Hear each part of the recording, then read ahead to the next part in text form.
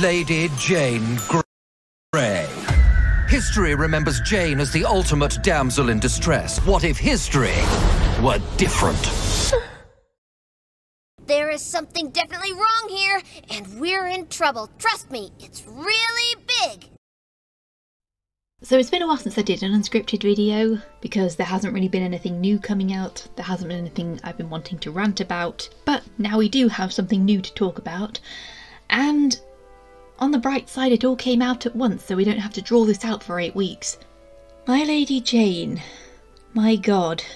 You know, I didn't think there would ever come a time where I'd miss the days of the ITV Henry VIII and 2003 Other Boleyn Girl and season 1 of The Tudors, and hell, I would actually take the 2021 Anne Boleyn miniseries over this. Honestly, 2021 Anne Boleyn is looking like Elizabeth R compared to this.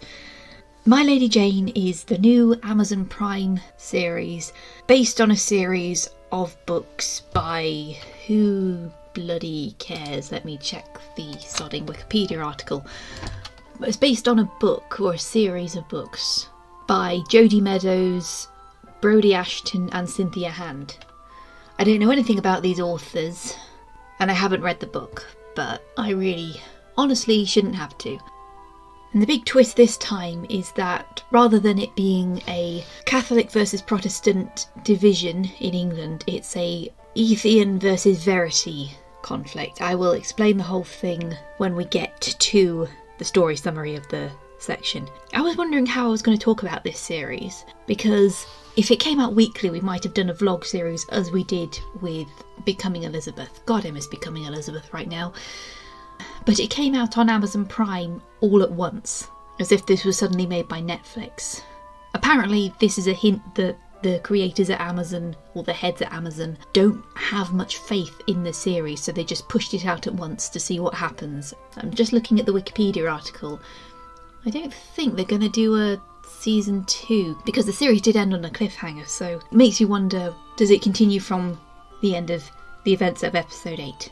Well, what happens, happens. Yeah, and I was also wondering if I should do it as reactions as I did with Blood, Sex and Royalty. Honestly, I'm glad I didn't do reactions, because it would just be me saying the same things over and over again, like, oh, this bloody narrator, this bloody person, this goddamn thing.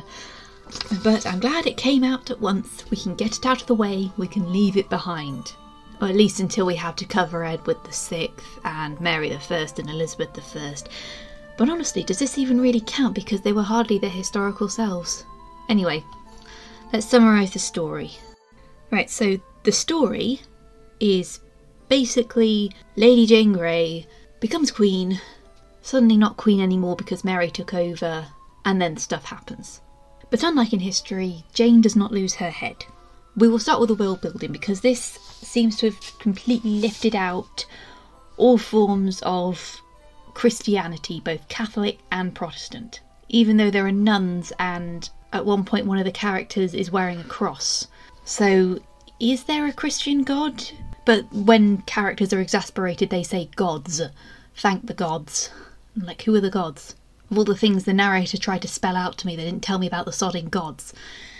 Anyway, so rather than Catholic and Protestants being at each other's throats, Tudor England is instead a world where human beings are either Ethians, people who can change into different animals. Like, they can only change into one type of animal. Some can change at will, others struggle with their changes. And then there are Verities who are just human through and through. And there's a huge divide between the two. Either they're an allegory for Protestants or they're an allegory for being queer. Jane is being forced to marry Guildford Dudley because the Grey family has no money. Unlike in history, Henry Grey is dead all of a sudden, and the now poor Greys, that's Frances and her 3 daughters, are dependent on the charity of the Duke of Leicester, who is played by Jim Broadbent. And this guy is like really gross and really vile to be anywhere near. So the Greys throw their lot in with the Dudleys. And Jane, being a strong independent woman who don't need no man, does not want to marry against her will. And she makes multiple attempts to run away. And the first attempt to run away, she tries to run away with her maid, who is called Susanna. Yes, Susanna. Susanna then is accused of stealing from Lady Frances, and she runs away and turns into a hawk. Turns out she's Ethian, and that's how we get this huge exposition dump in regards to what Ethianism is. Then the second attempt is Jane goes to see Edward, and that's how we were introduced to Edward. It's as he's usually pictured at this point in history. He's frail, he's dying. The other nobles at court are considering what they're going to do about the succession. Edward makes a will about who he's naming as his successor. Dudley wants Edward to name Jane his successor because, conveniently, she's about to marry Guildford. And Lord Seymour, of all people, wants Edward to name Mary as the successor. Seymour is the most confusing character in the entire series. Mostly because he's siding with Princess Mary and he is part of the assassination attempt against Edward, but surely Edward is his nephew. They never at all reference if he's meant to be Edward Seymour or Thomas Seymour, although the cast list on the Wikipedia article appears to be linking him to Edward Seymour, and Edward Seymour was his uncle. Unless they've changed that and they've just not told me. Mary had plenty of allies on her side, not just the Duke of Norfolk. There was the Earl of Arundel. What was the name of the Earl of Arundel in Mary's reign? Henry Fitzalan. So it could have just been Arundel. I mean, you're screwing things anyway, so you might as well have just had him. I mean, he was only 4 years older than Mary, so it would have made sense. Anyway, so Jane goes to Edward and wants to get out of the marriage, but Edward has pretty much already signed off on the marriage, and on the way back the coach breaks down, so Jane nicks a horse and tries to run off, gets led into a tavern where she meets a handsome, roguish man whose eyes are way too far apart, and they start negging. They neg, and then two Ethians show up, and one of them's like the leader of the Ethian resistance, and there's a bit of a fight. Jane is like really turned on by this guy, and I was like, oh, this is Guildford, isn't it? Because they do a bait and switch where Jane meets what she thinks is Guildford, but turns out to be his brother Stanley. John Dudley had... So it was Henry Dudley, Thomas Dudley, John Dudley, Ambrose Dudley, Henry Dudley, my boy Robert Dudley, and Lord Guildford, who was the youngest. Yes, they could have chosen any of those names. But no, it's Stan. Stan! We found Stan! So Jane meets Stan thinking he's Guildford, and she's like, oh god, that is my future husband. And they do this bait and switch right up until the end. And then as Jane's coming down the aisle to be married off to Guildford, Stan suddenly steps aside, and then boom, there is Guildford. And I called it. He is Tuxedo Mask, I don't believe it. So Jane and Guildford get married, and then it turns out the next day that Guildford is a secret Ethian. He can turn into a horse, but the problem is he can't control his change. And unfortunately, it is illegal to marry an Ethian on pain of death, so Jane can't reveal her husband's identity, otherwise she will be executed. Even though she could pretty much say that she did not want to get married to him, she was forced under duress, and Frances Grey could also say that she had no idea. Jane does have a good heart and she doesn't want people to be slaughtered. Yeah, so Guildford can turn into a horse, but he can't control how he changes, so he's human by night and a horse by day. He's a very nice horse though, a lovely bay thoroughbred. Jane and Guildford go into the country for their quote-unquote honeymoon, and Jane finds out that because she is so intelligent, Guildford hopes that she might be able to find a cure for Guildford's Ethian identity. A bit like, is there a cure for homosexuality? That sort of thing, like praying the gay away. And then there is this whole motif throughout of saying, can we find a cure for Ethianism? And other Ethians saying, no, we are who we are, we do not want a cure. We are valid. So while Jane and Guildford are in the country trying to find a cure, down in London, well, let's just say down at the English court because they never actually refer to London. They do that thing in Rain where they live in one castle and they just reference a village. I think they're meant to be in Hampton Court. They used one of the locations that was in My Lady Jane. It's Hurst Monsieur Castle. So it does kind of look like Hampton Court. Production designer Will Hughes-Jones initially intended to use Hampton Court, but the architecture had evolved too much since the 16th century. Makes sense, yeah, because the front of Hampton Court looks very authentic to Tudor era, but round the back there's Queen Anne's apartments from the late 16th century. So yeah, okay, fair enough. That's why they didn't use Hampton Court. So Edward's ill. Everyone thinks it's quote unquote the affliction, but I think they probably mean tuberculosis or consumption or whatever. But it turns out Edward is being poisoned by Mary and Lord Seymour. Seymour is helping Mary because they're shagging. Why? Just why? Again, it didn't have to be Seymour who is supposed to be Edward's uncle. I just don't get it. Edward is told that he's being poisoned by his new dog called Petunia, who turns out is an Ethian. She's a very sexy lady Ethian, but we'll get to that when we talk about Edward. And she says to Edward, you need to come with me to meet your grandmother or great-grandmother. And she tells him he's being poisoned, she can smell it in the food. So the two of them sneak into the quote-unquote village to try and find out what the poison is, and it turns out to be this stuff called, what's it called? Tofana. Aqua Tofana, that's an actual poison created in Sicily around 1630. Okay, so it's anachronistic, because they call it the Florentine Widowmaker. I suppose that was trying to match it with the Medici.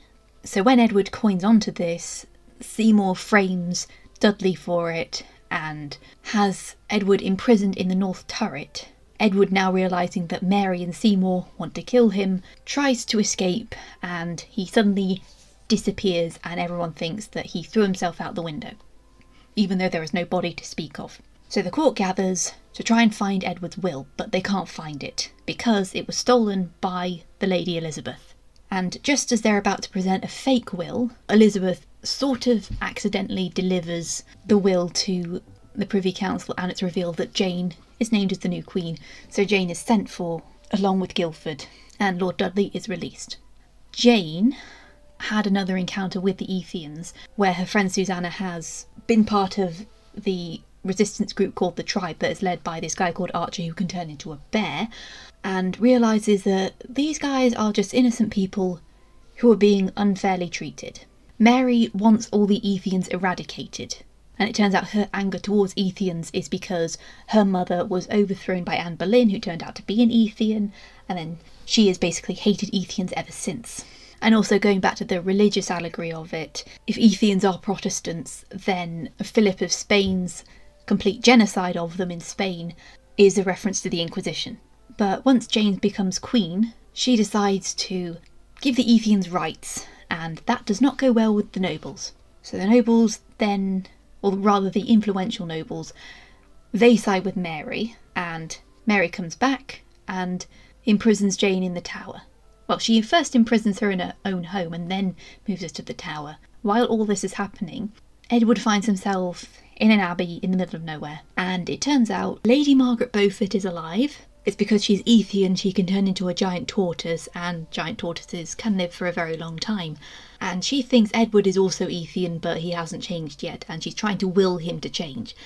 She's basically the inverse of Mary. She wants the Verities eradicated and for Ethians to be the only ones that remain. Honestly, this kind of has more in common with Attack on Titan, except without the rumbling. That's what we need for this series. Edward realises that she's cray-cray, and he escapes with another Ethian named Fit, who can turn into a cat. And as Jane is on trial for treason, he goes to see Jane, and he intends to storm in, like at the end of Prince and the Pauper, and be like, "It's Edward, baby, I'm back." And she says, "Nope, that's not a good idea." So she sends him to gather the Ethians to fight Mary. And Jane is cleared of treason, but it is then discovered that Guildford is Ethian. He's like exposed in front of the entire court, and they're both condemned to death. So Jane makes a couple of attempts to escape. She makes some poison from a moss, tries to give Mary the kiss of death, but is pushed away at the last minute. And she also does try to poison a guard, but she changed her mind at the last minute because he's a nice guy and she just can't murder in cold blood. Mary gives Jane an out and says, if you read the speech condemning Ethianism and had to have it eradicated, then I will let you and your husband go. But then she learns from her little sister that Mary has no intention of keeping this promise, and Jane feels alright with going with her conscience and condemning Mary. And so Jane and Guildford are sentenced to death. Jane by beheading, Guildford by burning. The final scene takes place in this huge courtyard, They use like a crap ton of castles. I think Dover Castle is meant to be the Tower of London. So Jane is led out while Guildford is already tied to the stake, so as soon as Jane's dead they're going to burn him. And they do have a little reference to the infamous scene of Jane on the scaffold, blindfolded, can't find the block. But before the axe can swing, Susanna in her bird form swoops down, blinds the executioner, and then there's this massive fight as all the Ethians come and save Jane, and Jane fights her way through the crowd to save Guildford, but the pyre is already lit by the time she gets there.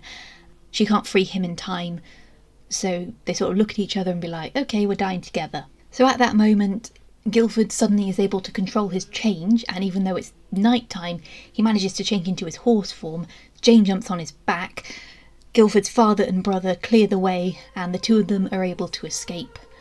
And even though Mary is still queen, Jane and Guildford decide we can't leave. And that's the end. I think on its own, if this was honestly a separate fantasy series, this actually would have been pretty interesting.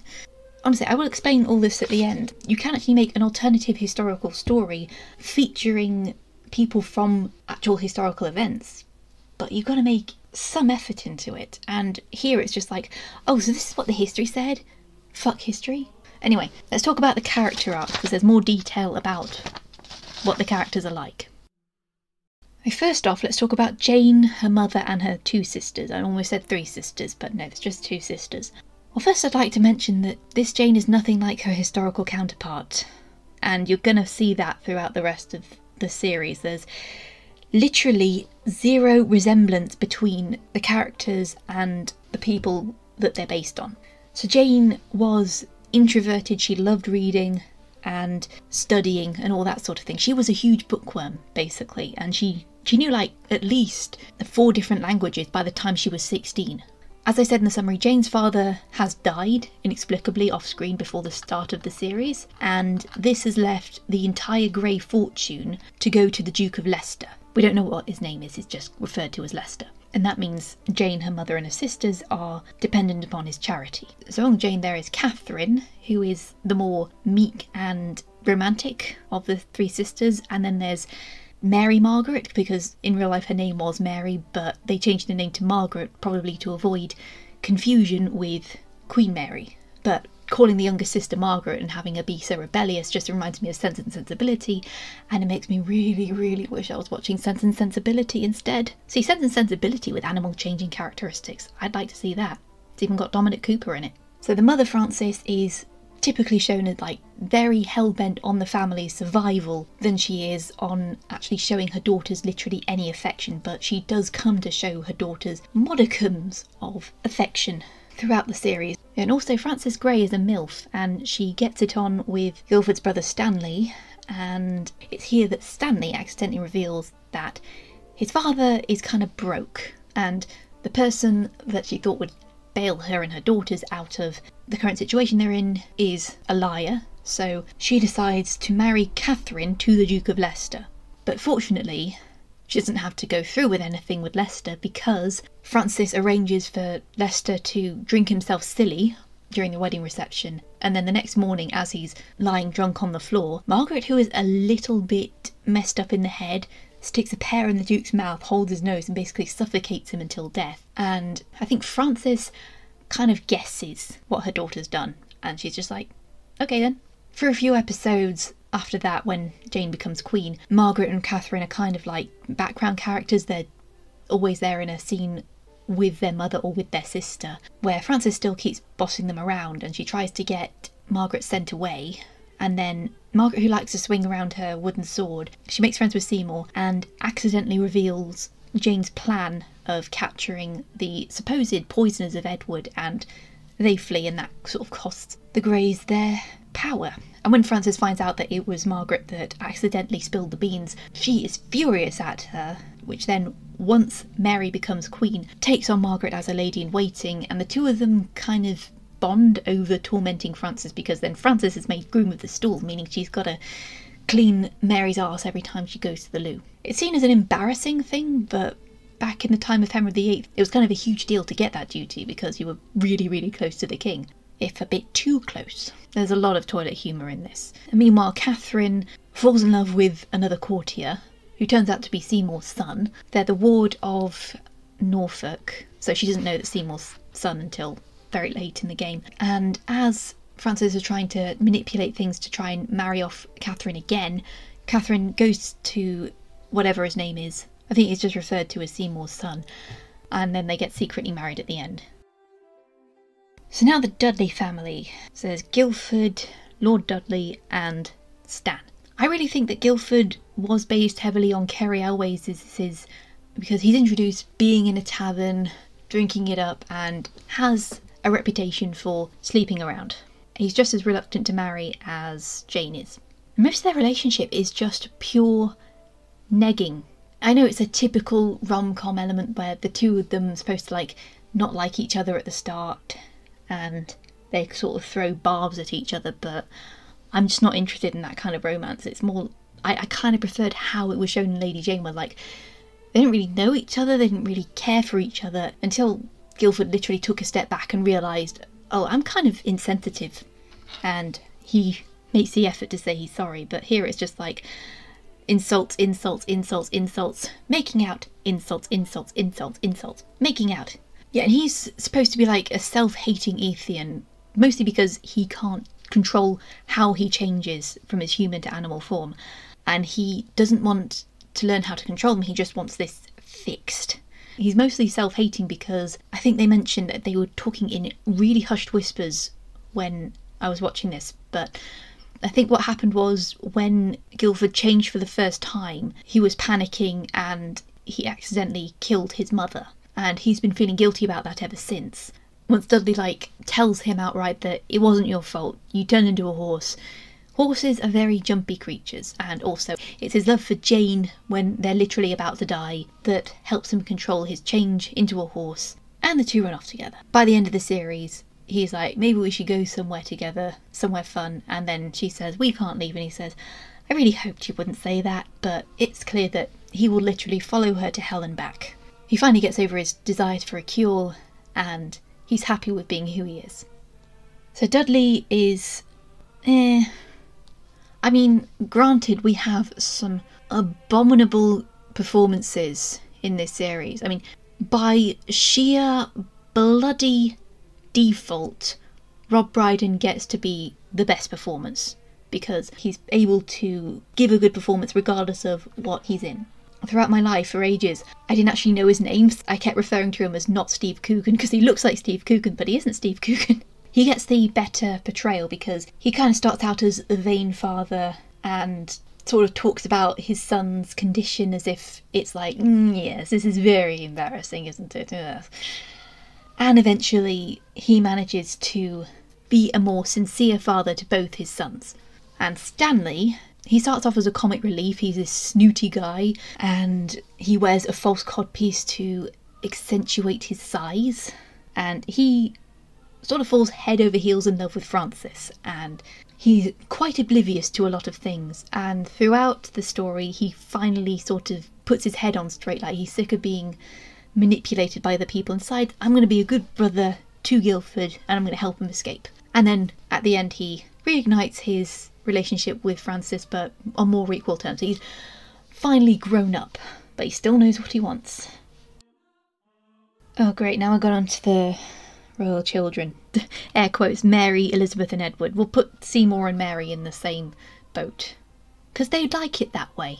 Honestly, I should have been insulted by the portrayal of Mary, but we have had so many Mary the First portrayals where she is literally just one-dimensional. Only this time, she's also kind of a BDSM enthusiast. She's the dom, and Seymour is the sub. This is a fucking new low for Dominic Cooper, I swear. Mary, with Seymour's help, has been poisoning Edward with his food with a slow killer of that Florentine Widowmaker, which is totally anachronistic. Anyway, she's been poisoning him and wants to be queen so she can eradicate the Ethians, and also because she feels that it's her divine right to be queen because she was born first. Who was the one who played her? Cato Flynn. What have you been in? Okay, so she's done more theatrical work than she has done screen work. That makes sense because she's a very theatrical... She's basically playing Mary the First up as if she's a pantomime villain.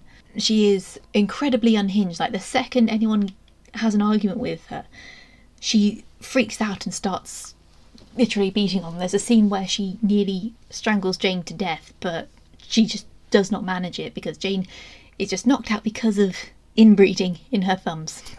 Her hands were not strong enough to strangle Jane. Okay, it is far removed from our favourite interpretations of Sarah Bolger and Ramola Garai.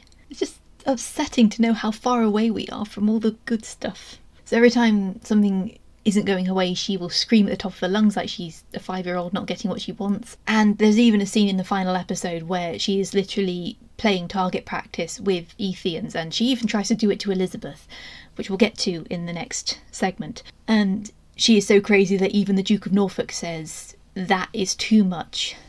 You're being a tyrant." And then Mary basically shoots him at point blank range with a crossbow.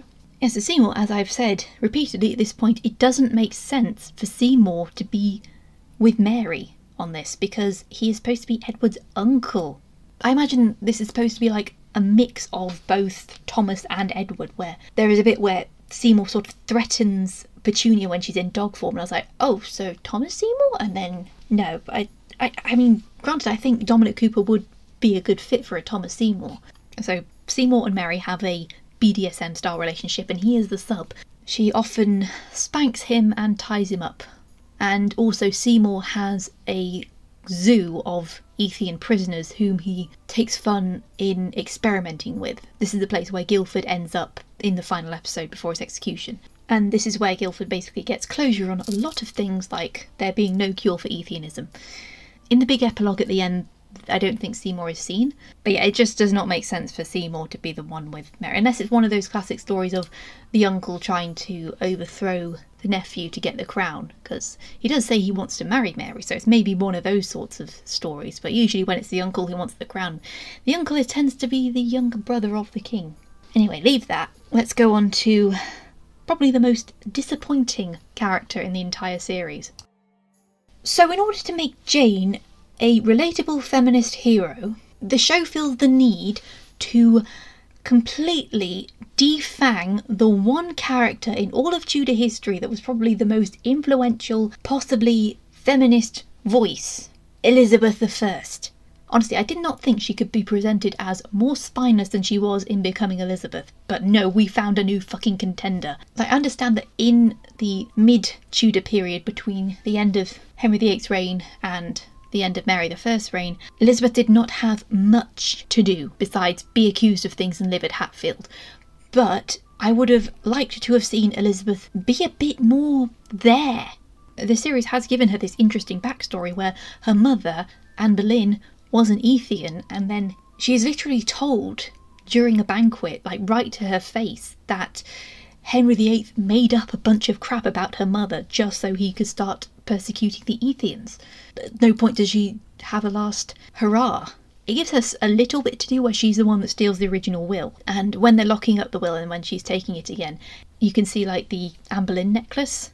And I'm like, yeah, and like it should have been her idea to take the will and present it to the council, but no, that is robbed of her because Petunia takes it and brings it to the council. And then later she also acknowledges that the will stated that Jane should be the heir. So she stands up for Jane, even though it did not happen. She was always by Mary's side.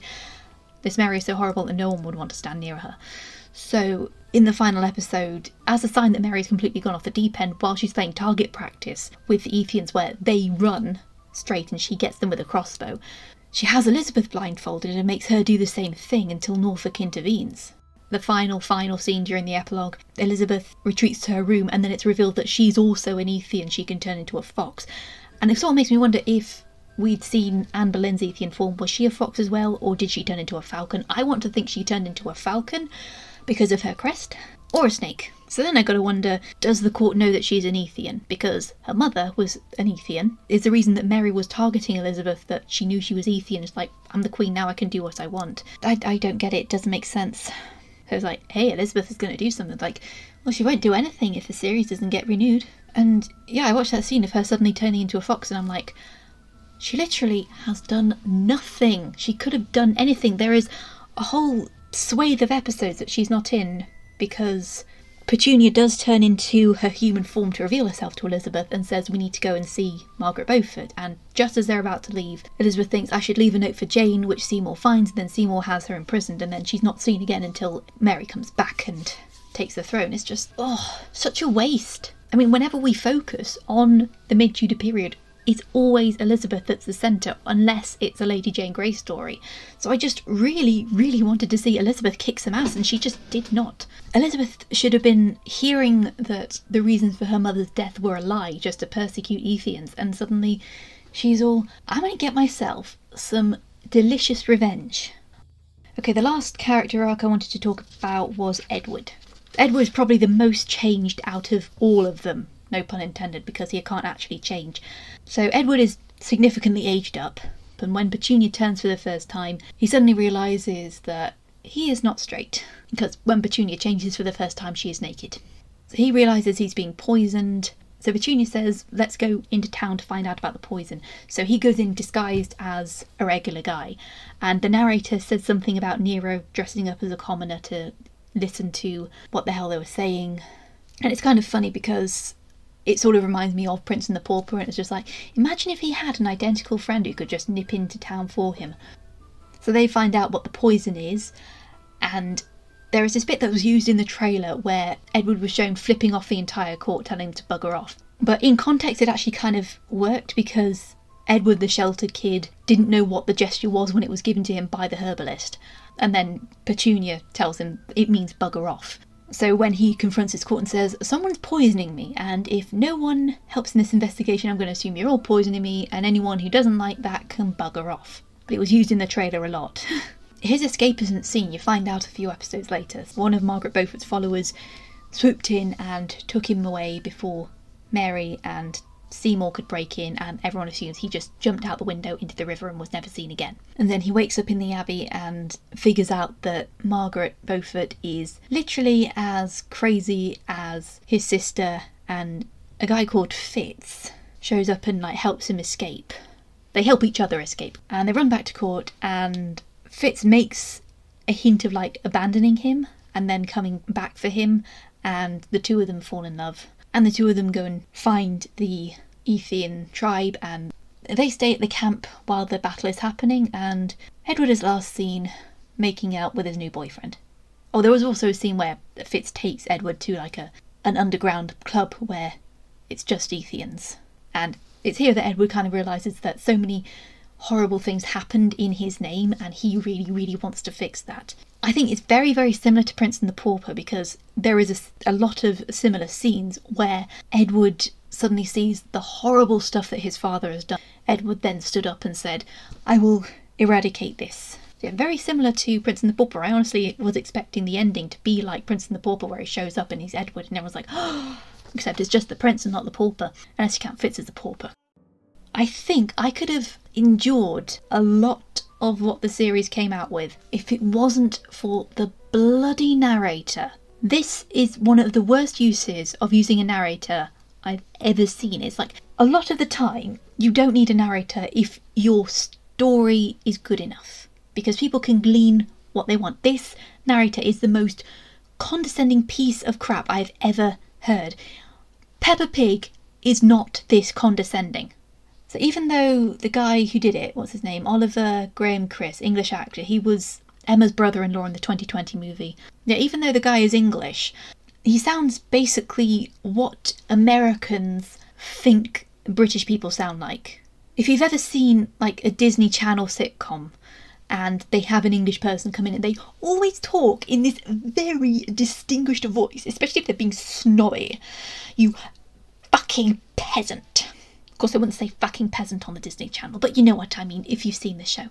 This guy is so bloody annoying. Every time there's a scene that leaves a little gap for characters to sort of let their emotions sink in, this sodding narrator shows up to tell you what the characters are thinking.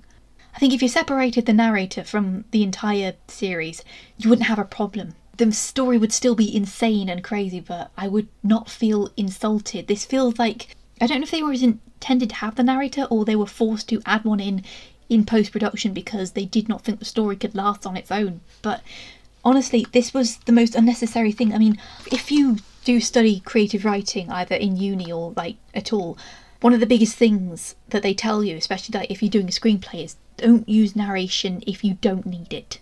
And honestly, this guy was so unnecessary. He delivered this insane plot exposition dump in the middle of the first episode, or the beginning of the first episode, just as we find out what Ethians are. And I was just thinking, like, God, imagine if this guy was trying to explain the opening of His Dark Materials. Oh, by the way, I did not mention, this is a world where people have animals living outside of their bodies as representation of their souls. They're called demons. Demons means different in this world. And by the way, it is very much a no-no to touch another person's demon. So better make sure you don't do that if you're in this place, which you're not. You fucking peasant. Whoever thought it was a good idea to put a narrator in this series, especially one of the most unfunny narrators of all time, they clearly think its entire audience is morons who need everything spelling out for them. This series feels as if we don't have any media literacy, we don't have any critical perception. We need everything spelling out for us. I imagine, like, a lot of the scenes in this series feel like it's made for the TikTok crowd. They're expecting people to, like, make clips and put them on TikTok coupled with this awful music to avoid copyright and have this awful narrator come in and out again. I hate it. I hate it, I hate it, I hate it. I could have stood anything if it wasn't for that narrator. So going back to my complaints about Elizabeth and the way they wrote Jane, it's more like they feel as if there's only one way to write a badass female character. Like, she doesn't have to be physically proficient in how to fight. Like, granted, they state early on that Jane and Edward grew up together until they were 10. Edward received training in combat. Jane's able to defend herself with a dagger and a bit of swordplay. I understand that. Jane's intelligence and prowess seems to always come at the cost of Elizabeth, who was equal, if not superior, to her cousin in terms of intellect. Elizabeth is just a total moron, and I just can't stand that. Elizabeth could have been the brains behind the whole operation. Instead, she's just there, and I'm just like, ugh. And let's be honest, this writing is just not funny.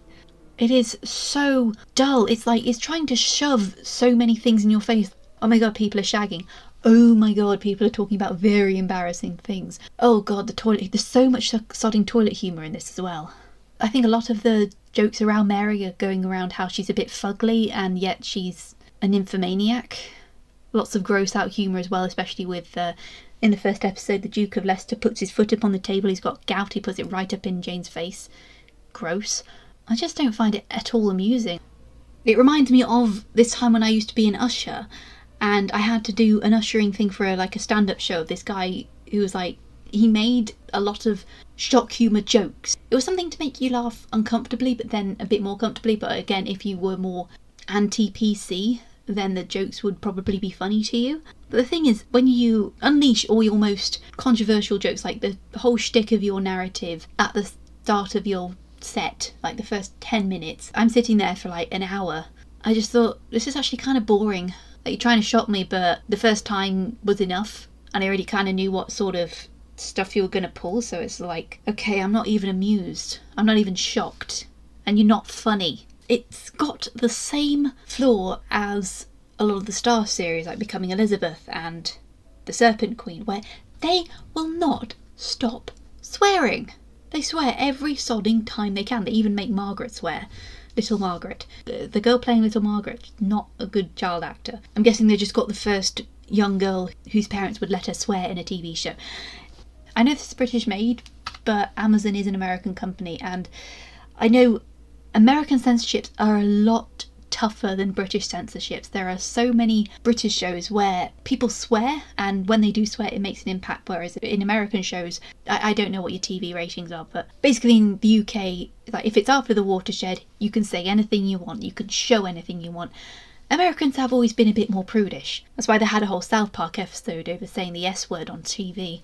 I noticed for Serpent Queen and Becoming Elizabeth and this, it's more like the screenwriters suddenly realise they can swear as much as they can, and they're like just trying to get as much out as they want. There are some people who just don't like swearing, and that is fine. And I do swear in private a lot, but obviously when I'm out in society and I'm around people, especially when I'm in a work environment, I tend to draw it in a little bit. To be honest, I don't see damn or hell as swear words.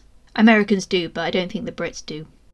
Before I reach the conclusion, I just want to talk about 2 things that I can't find I can complain about.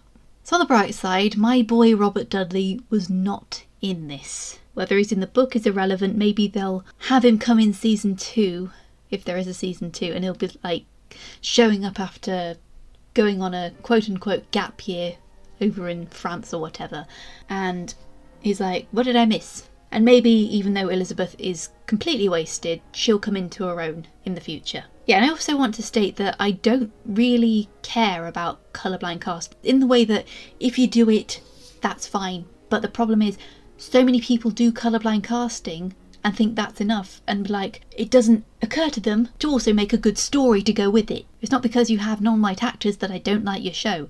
It's because your story is terrible that I don't like your show. Honestly, if this had just have been its own story, if it was as we've always said with Reign, if this was its own story outside the confines of a historical narrative, you could say this was based on the story of Lady Jane Grey, but it's its own thing, then you wouldn't have to drag it down. Like, you could have at least stayed consistent with the personalities of the people. Anyway, I want to get to the conclusion because my throat's going.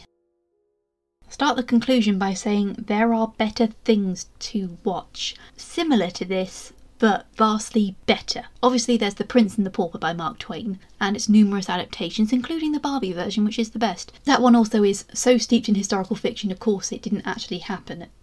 And honestly, this show makes me appreciate Reign much more, because even though Reign is very inaccurate, it kind of realised, I know this is not historically accurate, but doesn't mean we can't make it good on its own terms. Because Reign is actually really enjoyable on its own, despite some character assassination moments.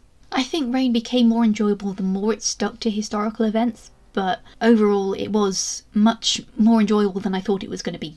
This, My Lady Jane, was the series I thought Reign was, and I'm really glad I was wrong. There's also another piece of historical fantasy fiction I kind of want to point you all towards, and it does kind of relate to the Tudor era, even though the story is sort of set in the 18th century. I'm talking about a children's book. It's called The Hat Makers. It's about like this whole world. It's set in our world, but the history is different, where these different families can make different pieces of clothing with magical properties, and the main character is Cordelia Hatmaker. She is interested in how to make a hat, and she makes her first hat. She saves Britain from entering into a terrible war with France. And there's this bit where they explain the law of these clothing makers, and it actually relates back to Henry VIII, where he granted these families the licenses to do all of this making. And the author is Tamsin Merchant, who was Catherine Howard in the Tudors. And honestly, this was one of the most charming books I've ever read. It was amazing how well she worked the history into the law, and because it has links to the Tudors, I was sort of wondering, was she planning this story when she was in the Tudors? It does have a sequel called The Map Makers. I hope I can read that. So if anyone asks how this show may affect any rankings that I've made, past or future, every single portrayal is at the bottom of the list. Emily Bader, worst Lady Jane Grey. Kate O'Flynn, worst Mary I. Abby Hearn, worst Elizabeth I. Jordan Peters as Edward VI. Honestly, I don't want to put you at the bottom because at least you were decently acted, but you're there for now unless we can find someone worse. My spite can be immeasurable. I think just this whole concept of thinking the original Lady Jane Grey was a victim, like she was this powerless victim.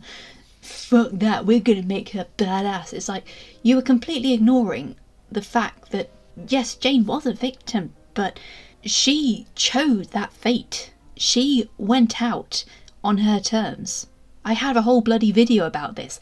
She was offered the chance to not be executed, to just convert to Catholicism, and if she had, maybe she would have converted back, but she didn't know what was going to happen. She was looking down, either betraying her morals or being martyred, and she said, "You're not taking my faith away from me. My faith is the one thing I have to hold on to." Mary Queen of Scots had the same situation. They changed it this time, so the decision was already made for Jane. Jane found out ahead of time that Mary was never going to honour her wishes. So it was always like, well, I'm going to die anyway, I'll say what I want. This great choice that Jane had. to give up the last inch of herself to stay alive or die with a clean conscience. That's taken away from her, and I think you really utterly misunderstood Jane's true strength, and that was to stay true to herself. She didn't really have much character development in this series. Honestly, I really hate this series. I really wish I didn't have to watch it, and I imagine it's probably going to be forgotten really easy. Maybe 5 years or so, Amazon might just delete it from its library to make space on their servers. I don't know. Let me just check their IMDb page. See if there's any news on a season 2. I'm recording this on the 15th of July, so maybe by the end of the week there'll be some news. But it's been almost a month, so... Nope, no sign of a season 2. I understood this was not meant to be historically accurate, but the least it could have done was be consistent with the personalities of these characters, okay? Rain did that. Mary was a strongly principled person. She was a lot more intelligent than a historical counterpart, but she was strongly principled, well educated, understood that the world around her was dangerous, and she would be a target for her entire life. But she was still romantic. Francois II, while a little bit more autonomous, was still a guy stuck in his father's shadow, living in a very dangerous kingdom, trying to make the best of it. Catherine de' Medici, a mother who would do anything for her children. Elizabeth I, haunted by the ghosts of her past, and yet willing to make the tough decisions in order to keep her throne. I also owe Ray Winston a huge apology for Henry VIII 2003. Let's all use the force to give Ray Winston a hug. That's over, it's out the way, we can forget about it. I honestly hope I don't have to cover this series again for a very long time. Now that's over, I'm going to try and get the Catherine de' Medici rankings and the Pride and Prejudice hot takes done by the end of the month. Can I do it? Possibly. I might lose sleep. Not a great time to have a heatwave right now. But the thing is, I'm disappearing to London for a couple of months, so would like a few projects out of the way. But in that time I'd be very grateful if you supported the channel by subscribing, liking the video, sharing it around, commenting, watching the other videos and doing the same thing. And of course I must shout out to my patrons who have been looking after me and will be the first to receive updates on how the channel's going even when I'm away. Thank you Alison Cuff, Anna from Gustine, Annalise Barnett, Jill My Nero, Larissa and Leslie Williams. Also, there's a new way you can support the channel. I've just opened an Etsy store. The link is in the description. At the moment it's just scrunchies and sleeping masks, but it's a way to give a one-time support to the channel and get something in return. So I'll see you next time after a much sleep-deprived sessions of video editing and recording.